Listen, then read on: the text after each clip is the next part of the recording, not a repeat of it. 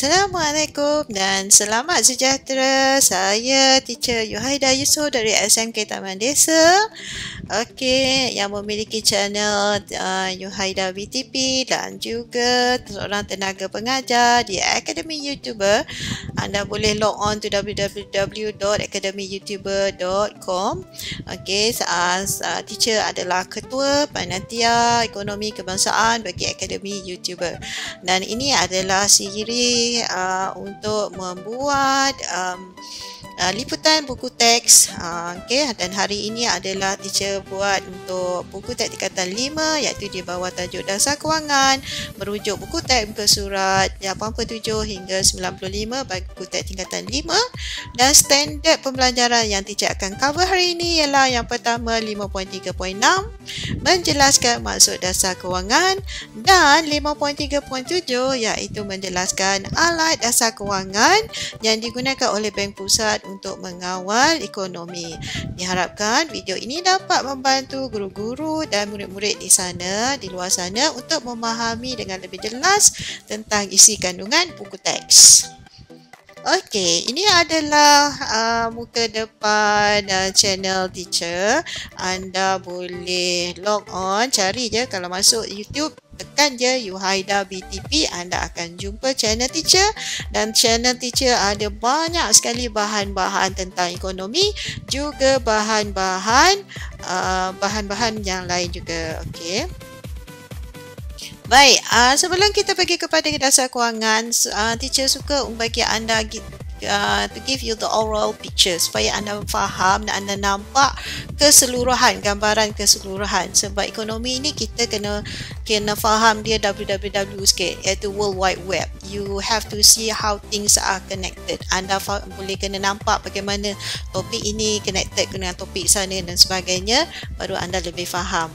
Okey, so dasar kewangan ni dia adalah salah satu alat dasar ekonomi, dan tujuan alat dasar ekonomi adalah untuk menstabilkan ekonomi. Ada dua alat, iaitu dasar fiskal yang dilaksanakan oleh kerajaan melalui dua alatnya.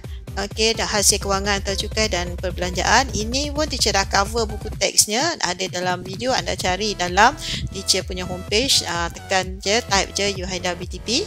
Dan yang kedua adalah alat dasar kewangan. Dia dilaksanakan oleh kerajaan melalui Bank Pusat, dan dia ada 5 alat, iaitu Nisbah Rizal Berkanun, Nisbah Rizal Tunai, Syarat Sewa Beli, Surat Jaminan Kerajaan dan Kadar Faedah.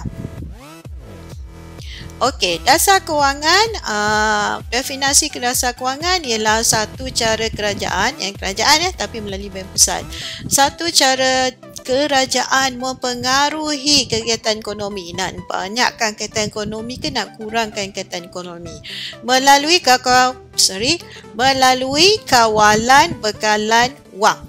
Okey, kalau dasar fiskal, dia adalah untuk mempengaruhi permintaan, tetapi dasar kewangan adalah untuk mempengaruhi kawalan bekalan wang dan kadar bunga supaya ekonomi negara sentiasa stabil.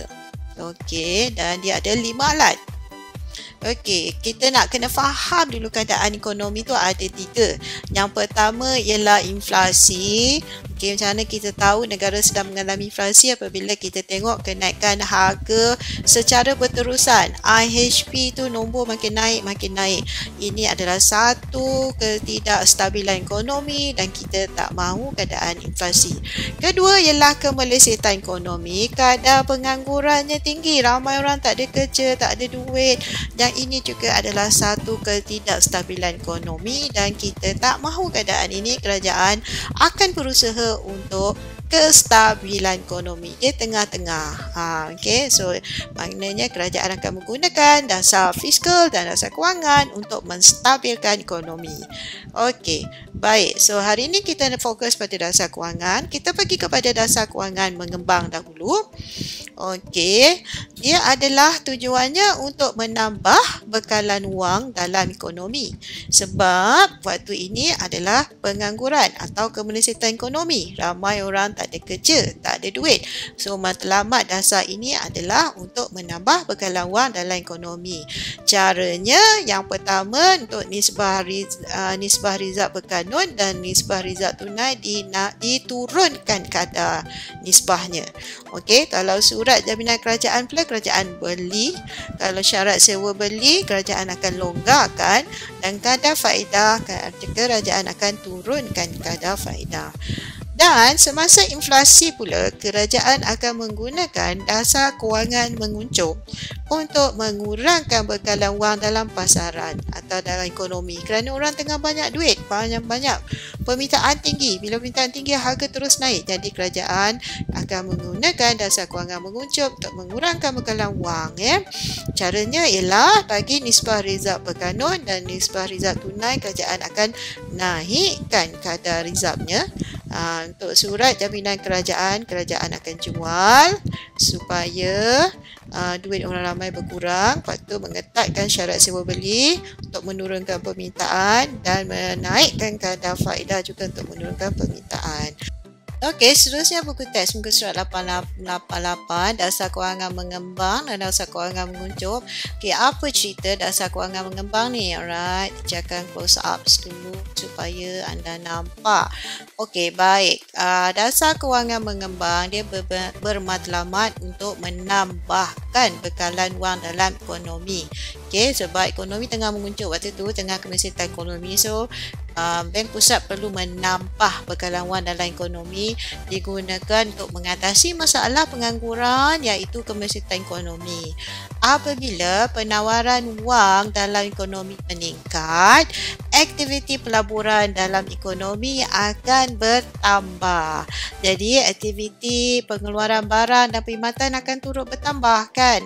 Firma akan besarkan operasi, menambahkan barang dan perkhidmatan. Jadi, oleh itu firma memerlukan lebih banyak buruh untuk mengisi kekosongan dalam aktiviti pengeluaran. Okey, so apabila mereka mengambil lebih ramai buruh, maka kadar pengangguran dalam ekonomi menurun dan pendapatan masyarakat meningkat. Alright, dan ini menyebabkan kuasa beli pengguna akan meningkat dan sudah tentulah permintaan agregat satu negara iaitu dalam pasaran juga akan meningkat dan kemesyatan ekonomi dapat dipulihkan. Dan akhir sekali kat bawah ni ialah kestabilan ekonomi akan dapat dicapai. Okey, kita tengok pula dasar kewangan menguncung yang dilaksanakan semasa inflasi kan. Okey, macam mana tu? Apa ceritanya? Okey, bermatlamat untuk mengurangkan bekalan wang dalam ekonomi sebab inflasi ni orang tengah banyak duit kan. So, Bank Pusat perlu kurangkan duit di tangan orang ramai. Dia digunakan untuk mengatasi masalah inflasi dalam ekonomi. Apabila penawaran wang sudah berjaya dikurangkan, maka aktiviti pelaburan dalam ekonomi akan berkurang. Firma akan mengurangkan pengeluaran dan sebagainya.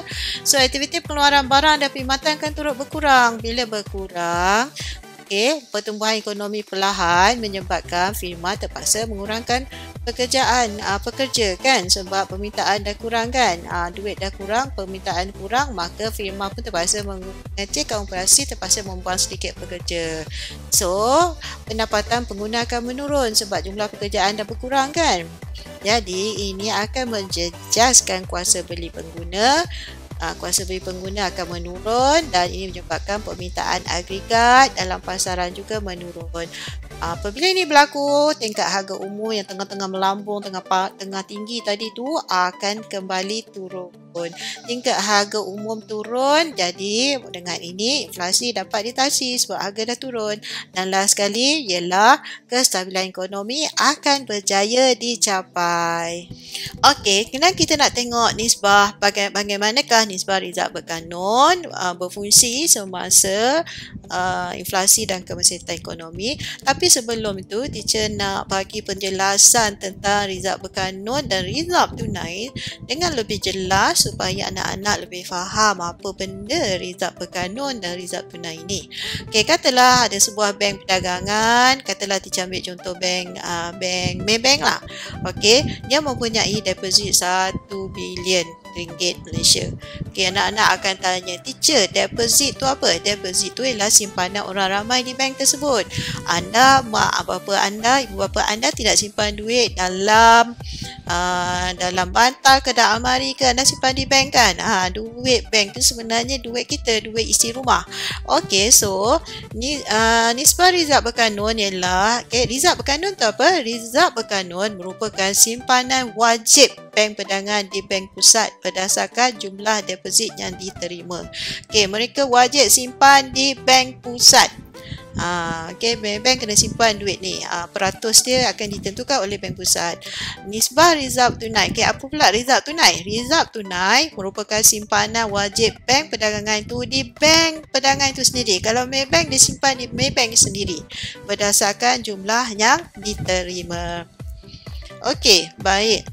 Okey, kita nak lebih faham teacher buat macam ni. Katalah, okey, deposit Maybank tu ada 100 juta. Orang ramai menyimpan 100 juta dalam Maybank. So, nisbah berkanun dan nisbah tunai, rizab tunai yang telah ditetapkan oleh kerajaan pada tahun So, nisbah rizab berkanun dan nisbah rizab tunai pada tahun 2019 yang telah bank pusat tetapkan pada tahun tersebut ialah 5%. Teacher ambil jumlah yang sama supaya anda senang nak faham. Okey, so bermakna jumlah rizab berkanun 5% daripada 100 juta ialah 500 juta.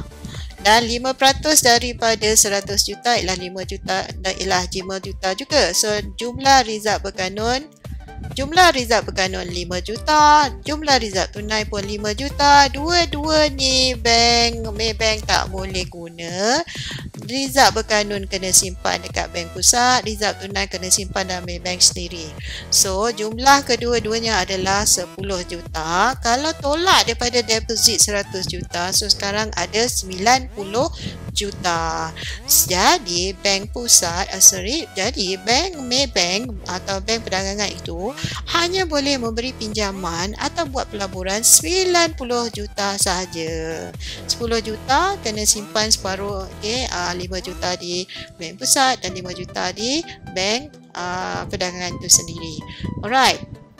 Apabila berlaku inflasi, bank pusat senang akan menaikkan kadar rizab. Katalah ni naik 7%, rizab tunai naik 7%, rizab berkanun pun naik 7%. Jadi jumlah yang perlu diasingkan untuk rizab berkanun ialah 7 juta perlu disimpan dalam bank pusat dan 7 juta lagi perlu disimpan dalam bank perdagangan itu sendiri, di Maybank sendiri. Maka jumlah kedua-dua rizab tu ialah 14 juta. So, berapakah Maybank boleh bagi pinjaman dia orang ramai? 100 juta tolak 14 juta tinggal 86 juta. Jadi jumlah yang bank perdagangan atau Maybank teacher bagi contoh tadi boleh bagi pinjaman atau buat pelaburan hanyalah 86 juta sahaja. Jadi jumlahnya boleh diberi kepada orang ramai semasa inflasi berkurang untuk mengatasi masalah inflasi. Okey, seterusnya kita tengok pula yang ini. Alright, baik, deposit seperti contoh tadi, deposit 100 juta. Jadi kadar rizab berkanun dan rizab tunai 5%. So maknanya jumlah yang boleh diberi pinjaman 90 juta seperti contoh tadi. Sekiranya berlaku kemelesetan ekonomi, apakah yang akan dibuat oleh bank pusat? Bank pusat akan mengarahkan supaya nisbah rizab berkanun dan rizab tunai akan diturunkan. Tadi 5%, sekarang turun kepada 3%. Jadi jumlah rizab berkanun 3 juta, rizab tunai 3 juta, jumlah keduanya adalah 6 juta, ditolak daripada deposit 100 juta, maka ada 94 juta baki. So, jumlah yang bank boleh beri pinjaman kepada orang ramai dan firma atau untuk membuat pelaburan sekarang meningkat 94 juta daripada 90 juta. Daripada 90 juta kepada 94 juta, makna jumlah pinjaman bertambah. So, ini bermakna penawaran wang dalam pasaran meningkat, penawaran wang ekonomi meningkat dan ia akan boleh mengatasi kemelesetan ekonomi. Okey, so kita balik kepada rajah ini. Bagaimanakah nisbah rizab berkanun digunakan untuk mengatasi inflasi dan kemensitan ekonomi? Okay, kita tengok inflasi dahulu. So, Bank Pusat akan mengarahkan agar nisbah rizab berkanun tadi dinaikkan. Okey, kalau dalam contoh tadi 5% kepada 7%. Jadi bank perdagangan ni terpaksa menyimpan lebih banyak wang di Bank Pusat sebab rizab berkanun ni simpan di Bank Pusat. Okey, so ini menyebabkan keupayaan bank perdagangan untuk memberi pinjaman dan penciptaan kredit menurun. Okey, mungkin anda tanya, teacher, apa tu penciptaan kredit? Kredit ni contohnya kredit mikrokredit yang kecil, iaitu pinjaman jumlah-jumlah kecil daripada 5,000 hingga kepada 50,000 pasalnya kepada peniaga-peniaga kecil, pada petani dan sebagainya. Okey. Baik, bekalan wang dalam ekonomi akan berkurang kan sebab terpaksa simpan banyak sikit pada Bank Pusat, dan ini menyebabkan kuasa beli masyarakat menurun, dan bila kuasa beli menurun, permintaan menurun, tingkat harga barang cenderung menurun sebab sekarang penawaran sudah melebihi permintaan sebab permintaan dah menurun. So, ekonomi akan kembali stabil. Alright, so macam mana pula rizab berkanun digunakan untuk menyelesaikan kemensitan ekonomi? Bank Pusat akan mengarahkan agar nisbah rizab berkanun tu diturunkan. So, bank perdagangan hanya simpan sikit saja di Bank Pusat, maka mereka ada lebih banyak wang. Okey, keupayaan bank perdagangan untuk memberi pinjaman dan penciptaan kredit meningkat. Okey, so bekalan wang dalam ekonomi bertambah, lebih ramai orang dapat buat pinjam duit, jadi mereka akan ada lebih banyak duit. So, kuasa beli masyarakat meningkat, dan bila meningkat, permintaan meningkat, maka tingkat harga akan cenderung naik balik. So, ekonomi akan kembali stabil. Guys. Okey, bendanya yang sama bagi nisbah rizab tunai, cuma kalau rizab berkanun tadi simpan kat Bank Pusat, yang ini adalah simpan bank perdagangan, simpan di bank itu sendiri. Okey, kalau semasa inflasi naikkan rizab tunai, nisbah rizab tunai, jadi bank perdagangan terpaksa simpan di bank itu sendiri lebih banyak, jadi keupayaan dia untuk beri pinjam, untuk mencipta kredit pun berkurang, bekalan wang dalam ekonomi berkurang, kuasa beli masyarakat berkurang, menurun, jadi harga kembali menurun dan kestabilan ekonomi akan dicapai. Okey, tapi sebaliknya semasa kemensitan ekonomi, okey, so bank pusat akan menurunkan nisbah rizab tunai, jadi bank perdagangan simpan kurang sikit di bank tu sendiri, so dia ada lebih banyak wang untuk diberi pinjam. Keupayaan bank perdagangan untuk memberi pinjaman dan penciptaan kredit meningkat, bekalan wang dalam ekonomi akan bertambah, dan ini akan menjadikan kuasa beli masyarakat meningkat, dan bila kuasa beli meningkat, permintaan meningkat. Bila permintaan meningkat, maka tingkat harga barang akan kembali meningkat, jadi ekonomi akan kembali stabil. Okey, baik, seterusnya. Okey, kita tengok syarat sewa beli. Tapi sebelum teacher pergi detail tentang syarat sewa beli ni, jom kita bincang apa itu syarat sewa beli supaya anda lebih jelas. Okey, syarat sewa beli ni, syarat sewa beli ialah syarat dan terma semasa membuat pinjaman sewa beli. Okey, dia terbagi kepada dua, iaitu jumlah pinjaman maksimum dan tempoh bayaran balik dan kadar faedah. Okey, jumlah pinjaman maksimum, okey, kalau sekarang ada pinjaman sampai 100%, maknanya kalau harga MyV ni 75,000, anda boleh buat pinjaman sampai 75,000 kan, kata 70,000. Okey, anda boleh buat pinjaman 70,000, jadi anda tak perlu keluarkan down payment. Tetapi kalau katalah pinjaman hanya 90%, anda kena keluarkan 10% down payment, jadi anda kena ada 7,000 di dalam tangan untuk keluarkan MyV ni. So, keupayaan anda untuk meminjam dah susah. Kalau 80%, anda kena keluarkan 20% down payment, iaitu 14,000 cash. sebagai bayaran muka, down payment, lagi susah nak meminjam kan.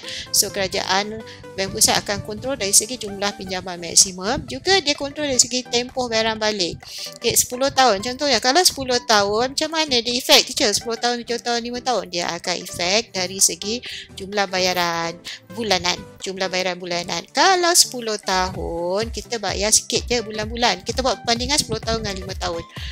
Lebih kurang kalau katalah 10 tahun tu anda boleh bayar 500 lebih sebulan untuk MyV ni. Okay, tapi kalau anda buat pinjaman 5 tahun, kata kerajaan kata maksimum 5 tahun, mungkin 1000 lebih untuk MyV ni sebulan. Okay, so itulah cara dia kontrol, nak menggalakkan orang ataupun tak nak menggalakkan orang mau beli. Okey, faedah ni saya rasa anda faham. Lagi tinggi faedah, lagi orang tidak lagi suka untuk orang membeli kereta. Kalau faedah dah rendah, orang akan menggalakkan orang ramai untuk membeli. Right, kita tengok. Okey, terbalik pada rajah tadi. Okey, so syarat sewa beli tadi ada 3 tadi kan syarat tu kan. Okey, semasa inflasi, okey, orang tengah banyak duit, inflasi ni tengah banyak duit, so kerajaan akan mengetatkan syarat sewa beli sebab nak kurangkan duit di tangan orang ramai. Okey, so deposit pinjaman ditingkatkan. Maknanya jumlah pinjaman tu katalah sebelum ni boleh 100% kan tinggal 90%, ataupun sebelum ni 90% kan tinggal 80% je. Jadi orang susah sikit lah nak membeli kan. So deposit tu ditingkatkan, tempoh bayaran balik pun dipendekkan, lagilah tinggi bulan-bulan kan, kadar faedah dinaikkan, tiga-tiga tu. Jadi of course permintaan akan menurun. Jadi bila permintaan menurun, tingkat harga barang cenderung menurun. Harga MyV pun cenderung menurun. Macam itulah. Okey, ini barang semua satu Malaysia. So ekonomi akan kembali stabil. Tapi time kemesetan ekonomi, time orang ramai tak ada duit, ramai orang menganggur, bagaimanakah kerajaan gunakan kaedah ini? Pertama, kerajaan akan melonggarkan syarat sewa beli. Jadi lebih ramai orang lebih mudah nak beli. Okey, macam mana tu syarat dia? Yang pertama, deposit pinjaman turunkan. Kan, maknanya peratus pinjaman tu dinaikkan. Tempoh balik pinjaman dipanjangkan, so bulan-bulan dah pendek. Kadar faedah dikurangkan, bulan-bulan pun pendek. Maka permintaan akan meningkat. Dan ini menyebabkan tingkat harga barang cenderung naik. Permintaan naik, jadi barang pun tingkat harga barang cenderung naik. So ekonomi akan kembali pulih, stabil seperti biasa. Okey, so sebelum kita tengok kepada alat yang ketiga iaitu surat jaminan kerajaan. So kita baca ni dulu supaya teacher tahu bila anda baca ni dalam buku teks, anak-anak mungkin anda rasa susah sikit nak faham bahasa ekonominya, lepas tu mungkin pengalaman anda kurang. So teacher terangkannya. Surat jaminan kerajaan merupakan surat bertulis yang dikeluarkan oleh kerajaan untuk memperoleh pinjaman daripada masyarakat atau institusi kewangan. Dia lebih kurang macam ni lah. Kalau syarikat tak cukup duit, dia boleh pinjam pada bank atau dia boleh jual saham kepada orang ramai. Kan, orang kata nak pergi buat bank loan pun dapat tapi tak cukup lagi, nak lagi modal. So syarikat boleh jual saham kan, syarikat berhad lah jual saham. Jadi orang ramai membeli saham tu, so dia akan dapat modal. Macam tu juga kerajaan, cuma kita tak nama saham pada peringkat kerajaan. Kita nama dia ialah surat jaminan kerajaan. Kenapa? Sebab bayaran balik tu kerajaan jamin ya. Okey. Baik, kerajaan membuat pinjaman dengan menjual surat jaminan kepada orang ramai dan institusi kewangan. So orang ramai atau isi rumah boleh beli, institusi kewangan pun boleh beli. Okay, institusi kewangan ni mewakili firma lah. Sebaliknya, kerajaan menembus pinjaman apabila bank pusat membeli. Okey, jadi bila pinjaman ni buat pinjaman, bila menjual maknanya kerajaan bagi surat jaminan kerajaan tu kepada orang ramai ataupun bank akan bagi duit, so kerajaan dapat duit. Kan, jadi tapi duit dalam pasaran sudah berkurang. Tapi apabila kerajaan membeli surat jaminan kerajaan, okey, kerajaan beli balik, so kerajaan ambil balik surat jaminan kerajaan dan kerajaan bayar. So duit dah masuk balik ke dalam pasaran, dia akan meningkatkan penawaran wang dalam pasaran. Okey, so tindakan Bank Pusat menjual surat jaminan kerajaan boleh mengurangkan aliran wang tunai dalam ekonomi. Sebab bila jual, kerajaan bagi surat anda ataupun isi rumah ataupun institusi kewangan bagi duit ke kerajaan. So duit dalam pasaran tu sudah berkurang. Hal ini akan menurunkan keupayaan bank perdagangan memberi pinjaman kepada masyarakat dan penciptaan kredit. Yang ini dilakukan semasa apa kanak-kanak? Ya, semasa inflasi. Sebab inflasi kerajaan nak kurangkan duit di tangan orang ramai kan. Sebaliknya, tindakan Bank Pusat membeli surat jaminan kerajaan dapat meningkatkan aliran wang tunai dalam ekonomi. Bila beli surat jaminan kerajaan pada institusi kewangan tu, institusi kewangan bagi kepada kerajaan, kerajaan bagi balik duit. So ini akan meningkatkan keupayaan bank perdagangan tadi untuk memberi pinjaman sebab dia dapat duit daripada kerajaan. Okay, dan ini adalah dilakukan semasa kemelesetan ekonomi. Right, kalau dah faham senang. Saya terangkan ni senang je. Okey, semasa inflasi, iaitu semasa orang tengah banyak duit, so kerajaan kena kurangkan duit di tangan orang ramai, kerajaan akan menjual surat jaminan kepada pasaran. Jadi orang ramai atau institusi kewangan tu, dia beli surat tu, so duit di institusi kewangan tu akan berpindah kepada kerajaan. So duit dalam pasaran, dalam ekonomi sudah berkurang. Aliran wang tunai dalam ekonomi akan berkurang. Keupayaan bank perdagangan untuk memberi pinjaman dan penciptaan kredit menurun. So bekalan wang dalam ekonomi akan berkurang dan kuasa beli orang ramai menurun, tingkat harga barang akan kembali turun. Maka bila dah turun, inflasi dapat diatasi dan kita akan mencapai kestabilan ekonomi. Okey, semasa kemelesetan ekonomi pula, kerajaan akan membeli surat jaminan dalam pasaran. So orang ramai atau institusi kewangan akan menjual surat jaminan tu kepada kerajaan. Kerajaan beli, maknanya surat di tangan surat jaminan kerajaan di tangan orang ramai, institusi kewangan tu berpindah kepada kerajaan. Duit kerajaan berpindah kepada orang ramai, duit tu akan masuk ke dalam pasaran. So aliran wang tunai dalam ekonomi akan bertambah.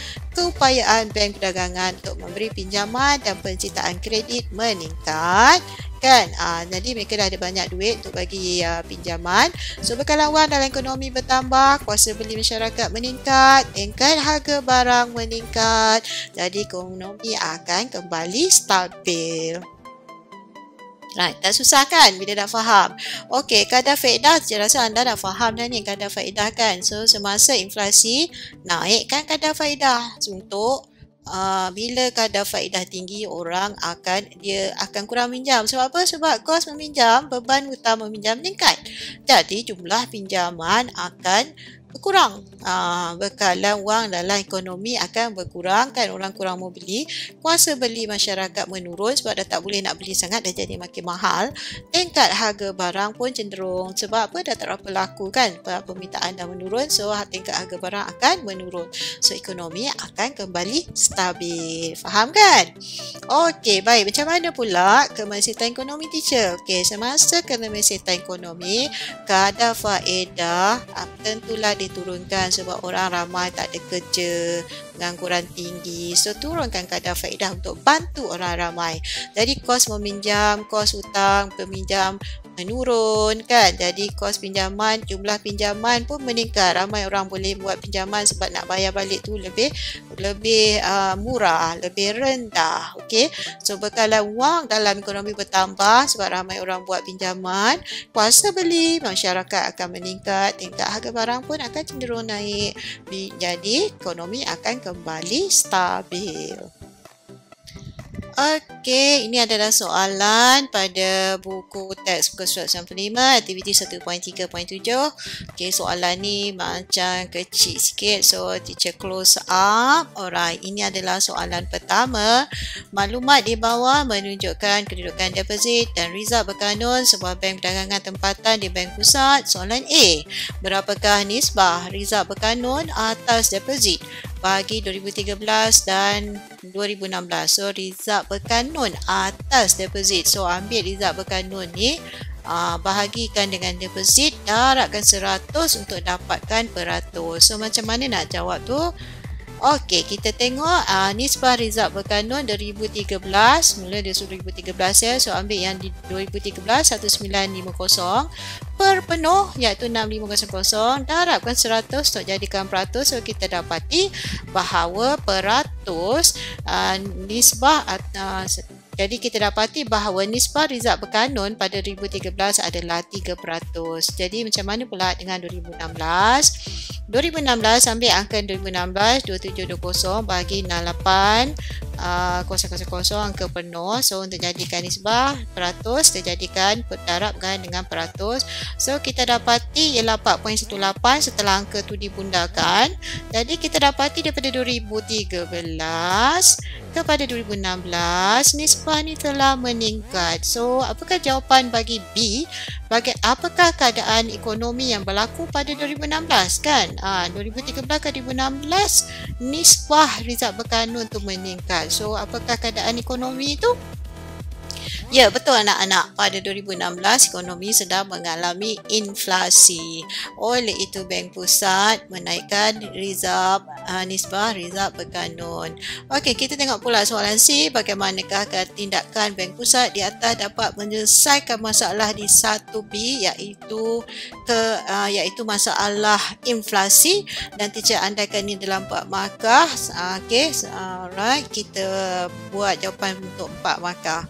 Okey, untuk mengatasi inflasi, Bank Pusat akan inflasi kan orang tengah banyak duit kan, so nak kurangkan duit di tangan orang ramai. So Bank Pusat akan apa?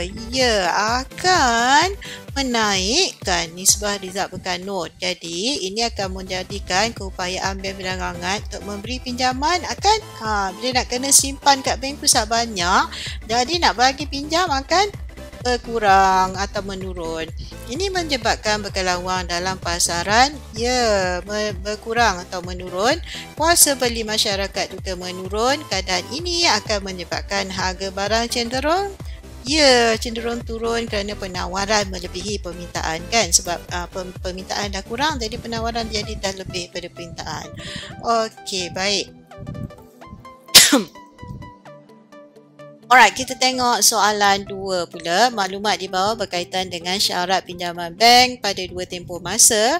Pinjaman maksima, kadar faedah pinjaman, tempoh bayaran balik. Ini adalah 3 keadaan untuk syarat sewa beli kan. Okey, so ini adalah data untuk Januari 2016 dan September 2016.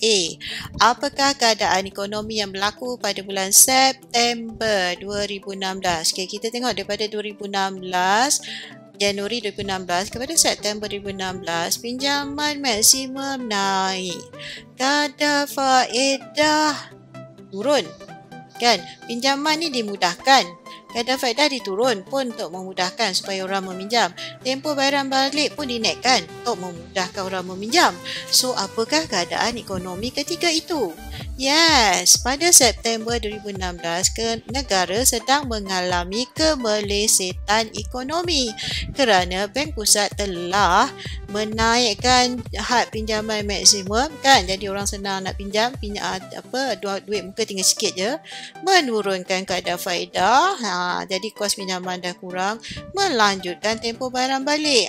Senang lagi nak pinjam kan, bulan-bulan dah kurang.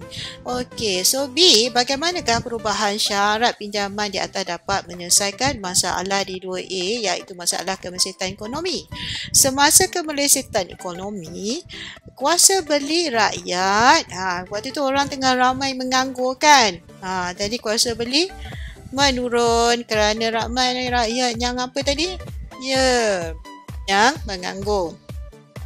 Jadi, apabila syarat pinjaman bank dilonggarkan, maka lebih ramai orang yang mampu membuat pinjaman. Dengan itu, apa akan meningkat anak-anak? Ya, permintaan akan meningkat. Ini akan mendorong firma untuk ramai orang permintaan dah meningkat. So, firma akan membesarkan operasi ke mengecilkan operasi? Yes, memang akan meningkatkan operasi dan mereka akan menambah bilangan pekerja. Oleh itu, kegiatan ekonomi akan bertambah atau meningkat dan negara akan keluar dari kemacetan ekonomi dan iaitu ekonomi menjadi stabil. Okey, kita tengok soalan 30. Jadual di bawah menunjukkan permintaan kereta, rumah dan kadar pengangguran dalam ekonomi sesebuah negara. Okey, so permintaan kereta daripada Januari sampai Jun ni negatif. Negatif tu apa maksud dia, teacher? Negatif tu maksud dia menurun. Ni menurun 7%. Januari dah menurun 7% berbanding dengan Disember tahun sebelumnya lah. Februari turun lagi 10% berbanding dengan Januari. Mac turun lagi banyak. Oh, ini tengah inflasi ke kesemestian ekonomi anak-anak. Permintaan rumah pun macam tu, merosot makin banyak. Lepas tu kadar pengangguran pula semakin besar, makin ramai orang yang menganggur. So apakah keadaan ekonomi yang berlaku dalam ekonomi di atas?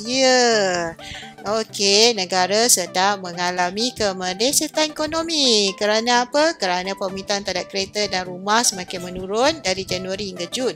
Kadar pengangguran pula semakin meningkat, menunjukkan semakin ramai orang kehilangan pekerjaan. Okey, so, kita tahu bahawa kemelesetan ekonomi ialah apabila orang ramai kehilangan pekerjaan. Okey, apa pula soalan B? Jelaskan 5 alat dasar kewangan yang boleh digunakan oleh Bank Pusat untuk mengawal keadaan ekonomi di atas. Okey, teacher menjawab mengandaikan bahawa ini adalah 10 markah. Okey, so macam mana nak jawab? Okey, 5 alat dasar kewangan yang boleh digunakan oleh Bank Pusat ialah pertama, okey, apa nak buat dengan nisbah rizab berkanun dan nisbah rizab tunai ni? Naikkan ke turunkan? Orang tengah susah ni, kemelesetan ekonomi, ramai orang tengah menganggur. Ya, of course lah, turunkan nisbah rizab berkanun dan nisbah rizab tunai. Langkah ini akan meningkatkan bank berangan untuk memberi pinjaman. Meningkatkan apa? Ya, ini perkataan kita guna, keupayaan bank perdagangan untuk memberi pinjaman. So, lebih ramai orang dapat buat pinjaman.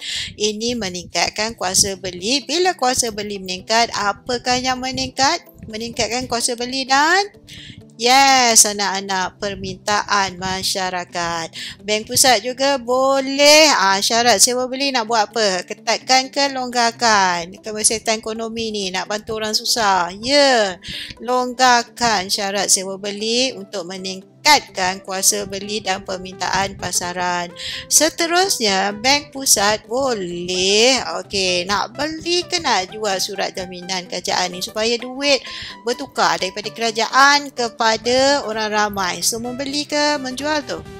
Ya, kerajaan membeli. So, kerajaan punya duit bagi kepada orang ramai. Surat jaminan kerajaan tu daripada orang ramai pergi kepada tangan kerajaan bagi duit. So, duit tu masuk ke dalam pasaran. Okey, so Bank Pusat boleh membeli surat jaminan kerajaan untuk tingkatkan ke kurangkan? Ya, untuk tingkatkan aliran wang tunai dalam ekonomi. Jadi, kuasa beli dan permintaan akan meningkat. Akhir sekali, Bank Pusat boleh alat yang kelima, boleh menurunkan kadar faedah agar kos meminjam menurun. Okey, dan bolehkan lebih ramai orang ramai meminjam. Okey, jadi akhirnya ekonomi akan kembali pulih. Baik, terima kasih kerana menonton dan terima kasih daripada saya, Teacher Yuhaida, dan mohon share supaya lebih ramai orang dapat manfaat daripada video ni, kerana video ini menerangkan buku teks supaya anda lebih faham, sebab bahasa ekonomi ni agak susah nak faham kan. So, teacher cuba terjemahkan dalam bahasa yang mudah untuk anda semua faham. Dan mohon like dan subscribe sekiranya anda belum subscribe. Kalau butang subscribe masih merah, okey, Video-video ini teacher bagi secara percuma untuk menyebarkan ilmu. Anda bagilah subscribe yang harganya percuma saja pada anda, cuma tekan saja beri subscribe untuk memberikan semangat kepada teacher untuk terus menyumbang, dan doakan mudah-mudahan perkongsian teacher dengan video-video ini menjadi amal jariah kepada teacher, insya-Allah taala. Satu hari nanti bila teacher dah tak ada, video-video ini masih lagi digunakan oleh anda semua, oleh adik-adik anda, oleh junior-junior anda, dan pahala masih terus mengalir kepada teacher, insya-Allah taala. Okey, jangan lupa tadi subscribe jika anda belum subscribe, dan tekan loceng untuk mendapat notifikasi apabila teacher keluarkan video-video baharu. Terima kasih kerana menonton. Bye. Terima kasih.